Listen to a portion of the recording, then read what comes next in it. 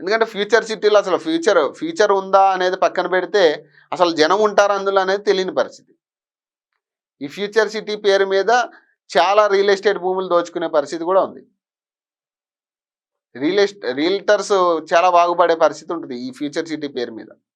వాళ్ళకే తప్పితే ప్రజలకు వచ్చే ఉపయోగం ఏమీ లేదు దీనివల్ల. ఇప్పుడు కేంద్ర ప్రభుత్వం కూడా అదే అంటుంది. అసలు ప్రజలైతే ఎక్కువగా సంచరించిన ఏరియాలో మీరు మెట్రో పెడితే ఎట్లా? దానికి రాబడి ఎట్లా తీసుకొస్తారు? 43,000 కోట్లు మీకు ఇచ్చే ముందు అసలు దాన్ని ఎట్లా తీరుస్తారో కూడా మీరు చెప్పాలి కదా. దాని మీద ఎట్లా మీరు రాబడి తీసుకొస్తారు అనే దాని మీద ఇప్పుడు కేంద్ర ప్రభుత్వం అడుగుతుంది. మరి దానికి సమాధానం చెప్పాలి కదా. ఇప్పుడు కనీసం 2.5 లక్షల నుంచి 3 లక్షల మంది ప్రజలు తిరిగే ఏరియాలో మెట్రో పెట్టాలి. ఇప్పుడున్న పరిస్థితుల్లో దాదాపు 4 నుంచి 5 లక్షల వరకు ప్రజలు తిరుగుతున్నారు ఇప్పుడున్న మెట్రో లైన్కి సంబంధించి.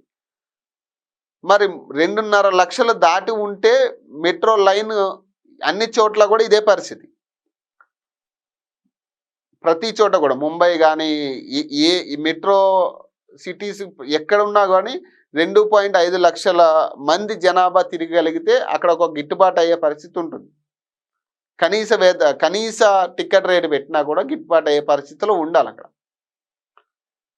మరి ఇక్కడ ఎట్లా 50,000 మంది కూడా తిరగని ప్రాంతాల్లో మీరు మెట్రో లైన్లు వేస్తే మరి మీరు రాబడి తీసుకురాగలరా? మళ్ళీ రిటర్న్ ఎట్లా కట్టగలరు ఈ 43,000 కోట్లు?